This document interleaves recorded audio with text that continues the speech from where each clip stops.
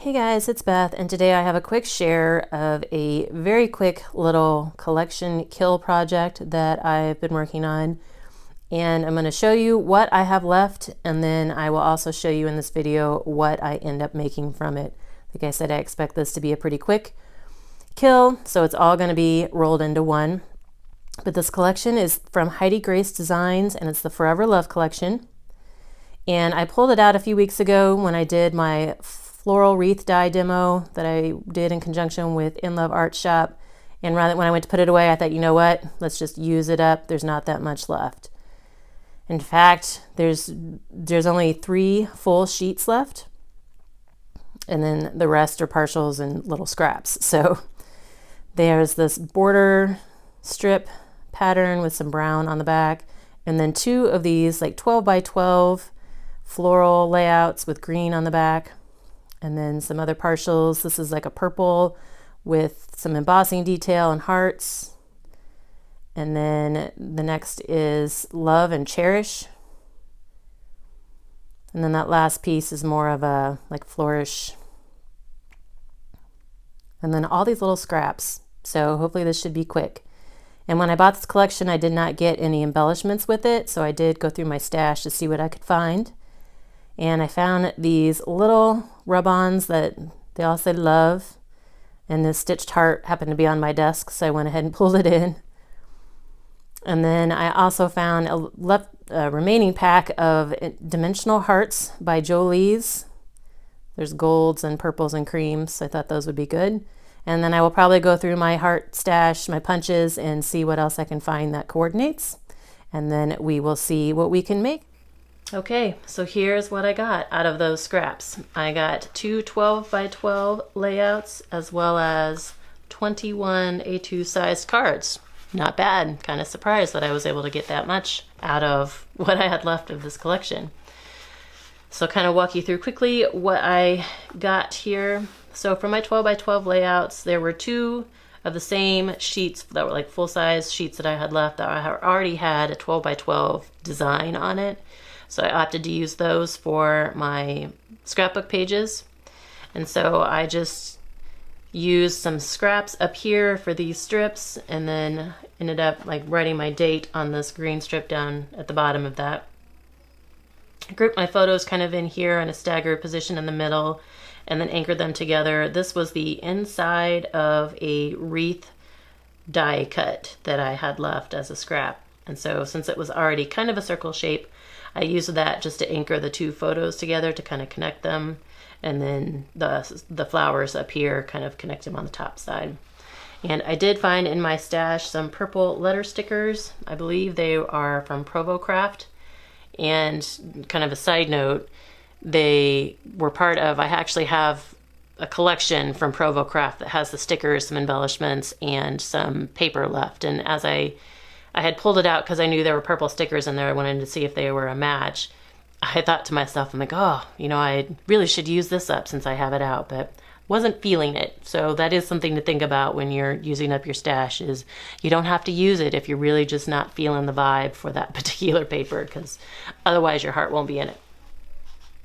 But this one, I actually, once I used it for the project a few weeks ago, I was excited about it. So anyway, I put that one back in my stash after I used the letter stickers. And so then I really just kind of embellish around the page with some sequins that I had in my stash, as well as some kind of light purple and cream Prima paper flowers. So I did 2 of the same, one for my album and one for my daughter's album. And then the cards, you know, it wouldn't be a kit collection pad kill without my trusty card sketches. So this is Reverse Confetti sketch number 27. It's the one I started with. And I actually kind of oriented mine horizontally. So most of, like all of the pattern paper from this collection had a like true design pattern on one side and then a solid on the other. So like, for example, this one has a big design on one side, and then the back side has a little bit of a grid pattern to it, but it's almost a solid green. So I tried to use the more solid side as my card mat, and then the patterns as my focal points of the card fronts. So here I've got the, like, it's almost a solid purple pattern from one of the back of the pages as my card mat, and then combine two of the cream patterns here, and then this Mr. and Mrs. Happily Ever After I printed from my silhouette, and then just matted it with like one of the brown patterns on the from the back of the pattern paper. And then I found when I was going through my punch stash, like I was looking for hearts to see what I could use with this. I found some gold hearts, so I just used those to pretty up the card a little more. And then this is pretty much the same thing, except for this one has the brown pattern on the card mat and the purple pattern as the sentiment mat. And on this one I used more of a kind of a brownish gold gem rhinestone as my embellishment. So funny enough, like these two card sketches look fairly similar, but they are a little bit different. This one is the Sweet Shop Sketch number 117, and it has more of like a, this one just, you can tell where they just separated, they left a gap in the pattern paper, where this one they have more of a divider strip. So I was looking for some ribbon because I thought ribbon would make a good divider strip here, but I didn't have any purple or brown ribbon that matched the colors that I had in the papers. So I had tons of off-white ribbon, but I didn't want to put off-white ribbon directly onto my pattern piece here. So this is a full strip of the cream pattern paper, and then I put a brown strip, like one of the brown pattern strips, just across to divide it up, and then layered some cream ribbon on top of it, so that way I could use that cream ribbon that I had, but I wouldn't lose it because you weren't really going to notice it directly onto the cream pattern. So, and then I have a double mat on my sentiment here with purple and the brown, and then I did gold sequins on this one as embellishments. This is Just Add Ink, blogspot.com. There's no number attached to it, but this is where the sketch is from. And I ended up getting 3 of this design. So they're all very similar. I just used one of the purple patterns for my card mat, and then this cream and purple polka dot pattern is actually the back side of this pattern. And so on all 3, like I have this layer on top, and then I have it matted with the cream. And then I have a coordinating purple pattern for my strip that goes across the center that my sentiment sits on. And then I have 3 punch hearts down here at the bottom. 2 are just cream, and 1 is like this purple pattern in the strip. And I actually, when I was going through my punches, I actually found a bunch of different shaped punches, like hearts, circles, scallop circles, tags that were punched out of the paper from this collection. So I must have been using up some of the scraps last time, or in the past when I'd been using it. So these two, it's like the same essential design. It's just flip-flopped between what is the card mat and what is on my strip behind my sentiment. This is reverse confetti sketch number 33. And I was drawn to this one because of the circle elements here. Like I said, I had found a bunch of punches in my stash that were already done from this collection of papers. And so these scallop circles were 4 of them. And so I was trying to figure out how I could group them together and use them. So I just have like the brown pattern as my card mat. There's a purple pattern strip here. And then this purple with the hearts is for my rectangle, and then just did my 4 scallop circles. And then Happy Mother's Day is printed from my silhouette, and I have it backed on the same brown pattern that's my card mat. This is another sketch that doesn't have a name, but I was drawn to this one for the circles, again trying to use up some of those circles that I found in my punch stash. So on this one I actually did kind of a tone on tone, like my card base is cream, and then I did the cream pattern for my card mat. And it's fine because at least the polka dots stand out. And then I did a purple strip going behind, and then I just have my collection of circles here, and then added another Prima flower just to break up all the circles. And then birthday wishes was, I had that stamped in my sentiment stash. So I just pulled it out, did a little fishtail on the end, and used that up. So this is Reverse Confetti sketch number 25. And this one I kind of was drawn to because I had this piece in my scraps. And so I was like, ooh, awesome. It's like the perfect size. I don't have to trim it. I can just put it on the card. So that's what I did. Just put it on the Maroon pattern card mat. And then this purple strip is the same as the purple scallop circle behind my sentiment. And then that same purple pattern carries up to the hearts that are up there at the top.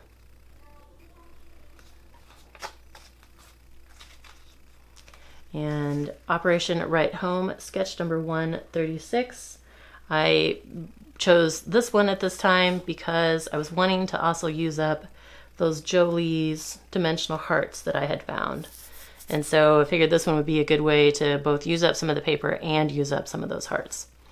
So I have my brown pattern card, the brown pattern is my mat again, and then this purple pattern kind of backs my hearts, and then it's matted on cream cardstock.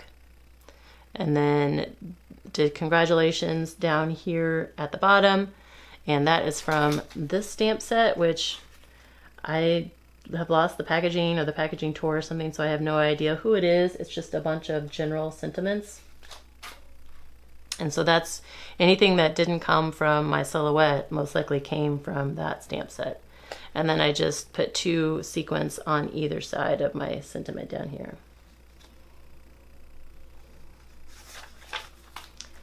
Again, using up those circles, the punches that I had in my stash. This is Mojo Monday, sketch number 345. And at this point, I did not have any full-size card mats left. I was out of any sizable piece of pattern paper. So whenever I cut my card mats, I can get 2 like 4 1/8 inch strips out, like, so they're 4 1/8 by 12 inch strips out of a 12 by 12 piece of paper, and then I'm left with a 3 3/4 inch by 12 inch strip. And so this is what's left of one of those 3 3/4. So I ended up having to cut a little bit off the edge of the card over here because the only long enough strip I had to put on this side was a branding strip, so they're not very wide. And so between, you know, that being pretty thin and then only having a 3 3/4 inch piece for my mat, I had to, it was probably only like 1/8 of an inch. It wasn't very much, but I did have to trim off like a little bit on the right hand side of the card, which is fine. So I kind of used up some of my punch circles here in the center, and then this love was one of the rub-ons that I had pulled out to use, and then just added a little bitty tiny strip of purple on the edge of my fishtail there. This is My Favorite Things sketch number 174, and again pulled it out, used this one because of the circle elements up here. And I didn't even have a pattern paper piece that would be big enough to make this square at this point.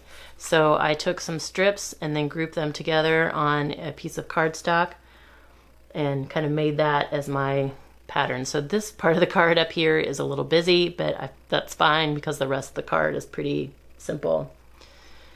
But again, just used 3 of the punch shapes I already had, and I had found like a real thin cream patterned strip to go behind them. And then had to pull out some brown cardstock from my stash to act as my card mats at this point. And so then just stamped Get Well Soon from the stamps that I just showed you for my sentiment down here. And it would not be a true Bourbon Creek Crafts pad kill if I didn't use Operation Right Home sketch number 154. Was able to get some 1.5 inch squares out of some of the scraps that I had left.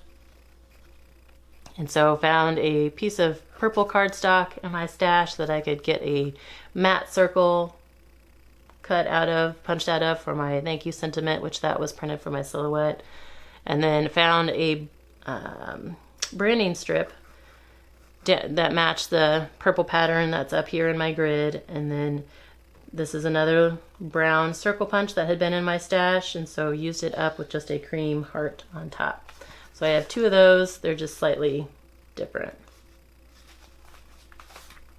And then if I couldn't get 1.5 inch square out of it, I looked to see if I could at least get 1.25 inch piece. And if so, I used it for the Sunday sketch 090113 or 090113. And so these used banners that they're 1.25 inches long by 1.125 inch wide. So that helped me use up some of the other little scraps. And since I had 3 of the same color and the rest were all different, I made sure to highlight that these 3 were the same. And then just to jazz them up a little bit, added a couple little 2 cream and 1 really light pink heart punches from my stash. And then a thinking of you sentiment stamped down here. And now we move on to some of the strips that I was trying to use up. This is Operation Right Home sketch number 143. And they're kind of just different widths. I didn't necessarily trim them down to be the same width. I was just looking for ones that were long enough to go across my card front. And I decided to back this on some brown cardstock for my card mat just so that my cream strip up here didn't get lost in the card. And then I stamped Thinking of You directly onto this green strip.